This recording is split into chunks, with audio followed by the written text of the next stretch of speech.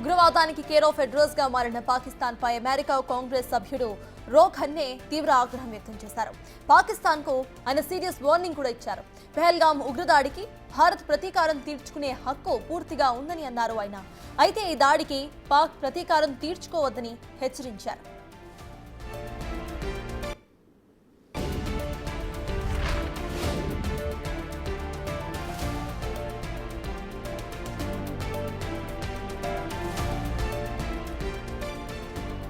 Pak army chief Asim మునీర్ను రో ఖన్నా నియంతగా అభివర్ణించారు. ఉగ్రవాదాన్ని తుడుముట్టించడంలో పాక్కు నిజాయితీ లేదని అన్నారు. ఇరు దేశాల మధ్య కశ్మీర్ సమస్య కొన్నేళ్లుగా సాగుతుందని గుర్తు చేశారు. అయితే ప్రస్తుత పరిస్థితుల్లో రెండు దేశాల మధ్య శాంతి నెలకొనేలా చూడాలని పిలుపునిచ్చారు.